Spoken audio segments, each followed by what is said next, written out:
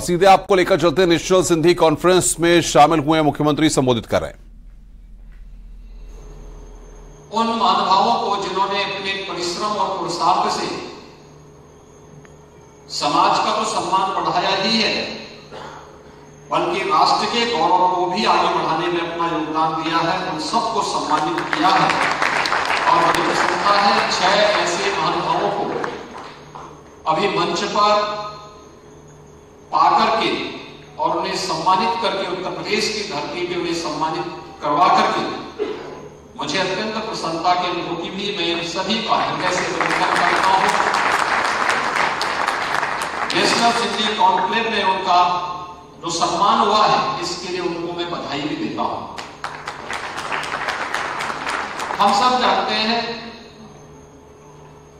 कि सिंधी समाज भारत के सनातन धर्म का एक महत्वपूर्ण हिस्सा है, उसका एक अभिन्न पार्ट है। और अपनी परिश्रम और पुरुषार्थ से जिस कार्यक्रम को उन्होंने आगे बढ़ाया, वह सम और विषम परिस्थितियों के साथ जूझते हुए, कार्य करते हुए उन्होंने लगातार इस अभियान को जारी रखा। विपरीत परिस्थितियों में हिम्मत न हारना, शून्य से शिखर तक की यात्रा कैसे होती है, भारत के अंदर सिंधी समाज उसका एक उदाहरण है।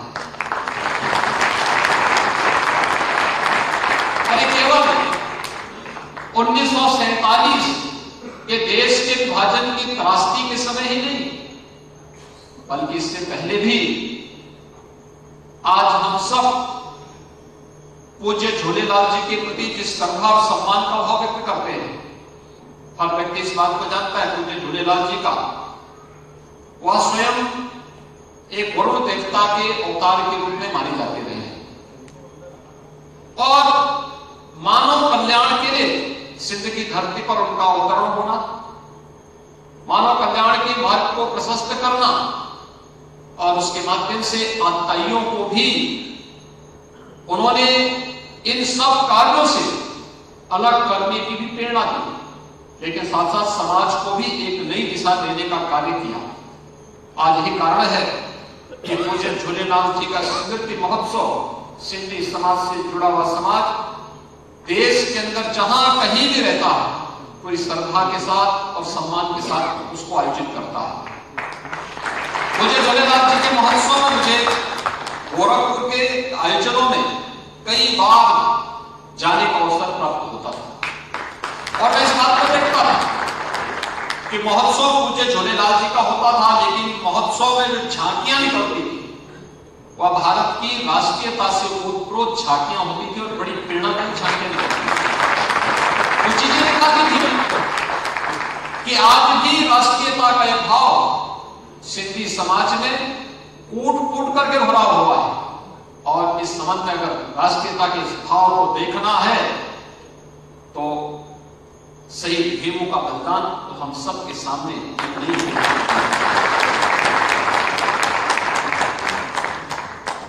मुझे रायपुर में रानी दरबार में भी जाने का अवसर प्राप्त हुआ था और यहां पर भी शिव शांति आशुताराम जी के आश्रम में भी मुझे कई बार इन कार्यक्रमों के साथ जुड़ने का अवसर प्राप्त हुआ। मैं मान सकता हूं धार्मिक कार्यक्रमों के जन जागरण के साथ साथ समाज में जनचेतना जागरूक करने, सनातन धर्म के मूल्यों की रक्षा करने, भारत की राष्ट्रीयता को मजबूती प्रदान करने और अपने व्यवसाय में भी शून्य से शिखर तक की यात्रा को आगे बढ़ाने का कार्य सिंधी समाज ने किया है और वह अभिनंदनीय है। और मुझे लगता है कि समाज जब इस प्रकार की नेशनल कॉन्क्लेव करता है, जो मुझे बताया गया कि 225 से अधिक प्रतिनिधि पूरे 10 देश के 10 राज्यों से इस नेशनल कॉन्क्लेव में यहां पर उपस्थित हुए हैं। कॉन्क्लेव का मतलब ही होना चाहिए कि समाज का आंतरिक कार्यक्रम दोनों प्रकार की, एक तरफ उपलब्धियों पे चर्चा होनी चाहिए और उपलब्धियों को हाईलाइट किया जाना चाहिए, लेकिन फिर भी हमने क्या खोया है किन कारणों से खोया है, उस पर भी चिंतन होना चाहिए। समाज की प्रगति के दौरान अगर कहीं कोई कमी रह गई है, उस कमी के परिमार्जन का माध्यम भी इस प्रकार के मामले बनने चाहिए। होता है, समाज जब आगे बढ़ता है तो अच्छाई के साथ साथ बुराई भी उसके साथ साथ चलती है, लेकिन बुराई का परिमार्जन करने वाला समाज अच्छाई के मार्ग को अनुसरण करते हुए आगे बढ़ता है तो वह एक लंबी यात्रा तय करता है, निर्विघ्न यात्रा को तय करता है। और मुझे लगता है कि भारत के अंदर रहने वाला सिंधी समाज वह पूरी तरीके से भारत के अंदर ऐसा रस बस गया है, क्योंकि वह भारत से अलग तो पहले भी नहीं था, अखंड भारत का हिस्सा था। भारत में दुर्भाग्यपूर्ण विभाजन, उसका सर्वाधिक शिकार सिंधी समाज हुआ, लेकिन उसने तब भी उफ नहीं की, गिरा लेकिन खड़ा होकर के फिर तेजी के साथ दौड़ता हुआ अपनी यात्रा को आगे बढ़ा रहा है। ये शानदार यात्रा है, विपरीत परिस्थितियों में हिम्मत न हारना। उस समय की त्रासदी दुर्भाग्यपूर्ण थी। 1947 में जब देश का विभाजन होता है, ये विभाजन टाला जा सकता था, रोका जा सकता था। एक व्यक्ति की महज जिद ने देश को विभाजन की त्रासदी की ओर ले गया। लाखों लोगों का कत्लेआम होता है, भारत का एक बड़ा भूभाग पाकिस्तान के रूप में चला जाता है, लेकिन आज भी विभाजन की त्रासदी आतंकवाद के रूप में हम सबके सामने दंश मारता हुआ दिखाई देता है। भाइयों बहनों, ये तो देश का सौभाग्य है कि आज प्रधानमंत्री नरेंद्र मोदी जी के नेतृत्व में आतंकवाद भारत के अंदर अपनी अंतिम श्वासें गिन रहा है। और मुझे लगता है कोई समय समाज आतंकवाद को, उग्रवाद को, किसी भी प्रकार की अराजकता को कभी मान्यता नहीं दे सकता। अगर मानवता के कल्याण का मार्ग हमें आगे बढ़ाना है तो हमें उस प्रकार की किसी भी दुष्प्रवृत्ति को, जो समाज की सुरक्षा के लिए सभ्य समाज के नाम पर कलंक हो, उसको पूरी तरीके से समाप्त करना ही होगा। और ये प्रेरणा कहीं और से लेने की आवश्यकता नहीं, ये तो हमारे धर्म ग्रंथ इस बात की निरंतर प्रेरणा देते रहे हैं। पूज्य झूलेलाल जी का जो उत्सव मनाया जाता है वह भी इसी बात की प्रेरणा देता है। भगवान श्री कृष्ण की प्रेरणा भी इसी बात के लिए करता है। उन्होंने भी इसी बात के लिए कहा, हमें सज्जनों का संरक्षण करना है, लेकिन दुर्जनों को सफाया भी करना है, दुर्जनों को समाप्त भी करना है। ईश्वरीय अवतार का कारण भी यही होता है, और केवल अपने स्वयं के लिए नहीं, वह तो मानव कल्याण का मार्ग प्रशस्त करने के लिए और उस दिशा में एक नए प्रयास को आगे बढ़ाने की आवश्यकता है। सिंधी समाज इस बात को जानता है। उन्होंने विभाजन के बाद वहां पर छोड़ी हुई अपनी भूमि हर एक को प्यारी होती है। सिंधी समाज से जुड़े बहुत लोग सिंध से आकर भारत के अंदर आते हैं। अभी कुछ वर्ष पहले यही लखनऊ में हम लोगों ने देखा था कि किस प्रकार से सिंधी समाज से जुड़े हुए सिंध से आए हुए लोगों ने किस प्रकार की अपनी आप नीति सुना रहे थे। दिल्ली में उनके कार्यक्रम में मुझे जाने का अवसर प्राप्त हुआ था, तब भी हम देखते थे किस प्रकार की त्रासदी से आज भी गुजर करके वहां पर अपने धर्म, अपनी परंपरा, अपनी संस्कृति को बचाते हुए कार्य कर रहे हैं।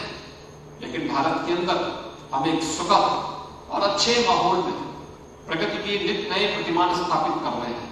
हम सब की जिम्मेदारी बनती है कि समाज के साथ साथ राष्ट्र को भी मजबूती प्रदान करने के लिए, जिससे 1947 जैसी त्रासदियां फिर से कभी ना आने पाए, यह हम सबका संकल्प होना चाहिए। और इसके लिए हम में से हर व्यक्ति की पहली प्राथमिकता होनी चाहिए।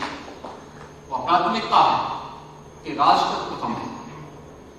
पहला हमारे लिए हमारा देश है। हम अपने राष्ट्र की एकता और अखंडता के साथ किसी को भी खिलवाड़ करने की छूट नहीं देते। और कोई भी हो, हमारा सगा ही क्यों न हो, अगर वह राष्ट्र की संप्रभुता के साथ खिलवाड़ कर रहा है तो उसका मुंहतोड़ जवाब देने के लिए हमें सदैव खड़ा होना पड़ेगा, मजबूती के साथ खड़ा होना पड़ेगा। हमें इस बात को ध्यान में रखना होगा, देश है तो धर्म भी है, धर्म है तो समाज भी है, और समाज है तो हम सबका अस्तित्व भी है। हमारी प्रायोरिटी इसी प्रकार से करनी चाहिए और उसी प्रायोरिटी को बनाते हुए हमें कार्य करना होगा, वही परंपरा को हमें आगे बढ़ाना होगा। और आज तो देश के अंदर विरासत के संरक्षण के लिए बहुत सारे कार्यक्रम चल रहे हैं।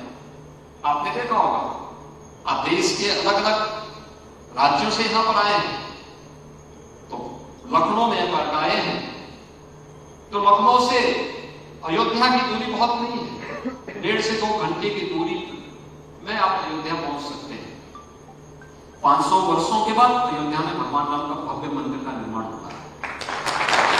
और जनवरी में प्रधानमंत्री जी के द्वारा वहां पर रामलला 500 वर्षों के बाद अपने मंदिर में फिर से विराजमान होंगे।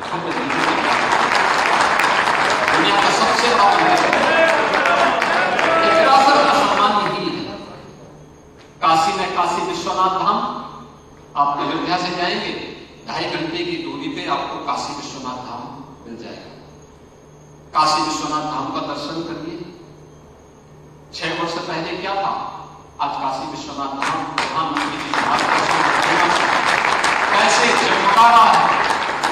वापसी में अगर विंध्यवासिनी धाम होते हुए, प्रयागराज होते हुए फिर आप अपनी आगे की यात्रा करें तो आपको लगेगा कि विरासत के प्रति यही भाव हमारे मन में भी होना चाहिए, यही भाव होना चाहिए। और अगर राम जन्मभूमि के लिए कुछ कर दिया जा सकता है, 500 वर्षों के बाद राम जन्मभूमि वापस ली जा सकती है, कोई कारण नहीं कि हम सिंधु वापस न लें।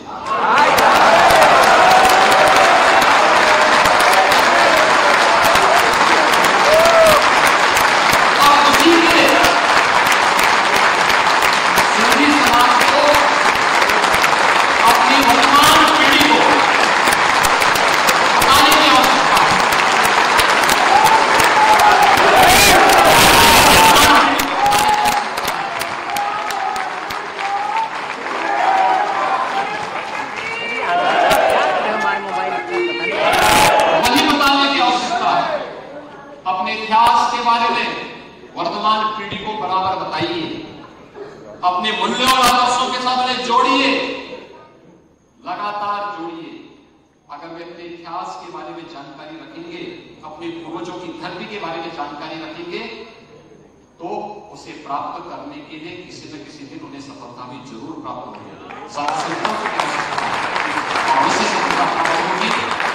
नेशनल सिविल कॉन्क्लेव का आयोजन आपने जिस उत्साह से किया है, मैं यहां पर गोरखपुर से, यहां लखनऊ से जुड़े हुए अपने जितने भी इसके आयोजक गण हैं, इन सबको मैं हृदय से धन्यवाद देता हूं।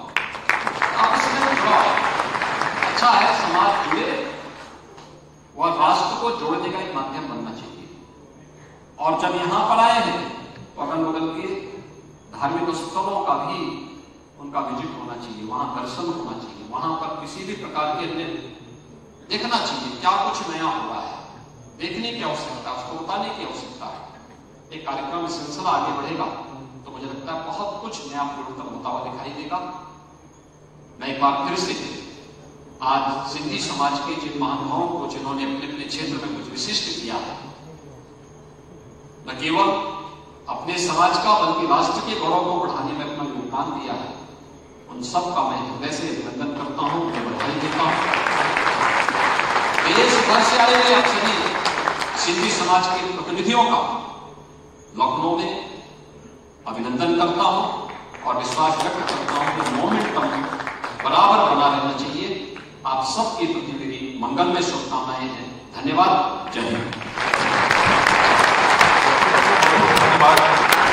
मुख्यमंत्री महोदय, आप ये संज्ञान दिलाना चाहेंगे कि कल एक दल, लगभग 100 सदस्यों का दल, जो 10 राज्यों का दल है, वो अयोध्या जा रहा है। और अधिवेशन में मुख्यमंत्री योगी आदित्यनाथ को आप देख रहे थे। जो वहां पर संबोधित कर रहे थे। आतंकवाद का खात्मा हो रहा है, तमाम बातों का जिक्र मुख्यमंत्री ने अपने संबोधन में किया है। राष्ट्रीयता की उन्होंने बात की, अच्छाई के साथ बुराई भी आती है, यह भी बात उन्होंने यहां पर कही है।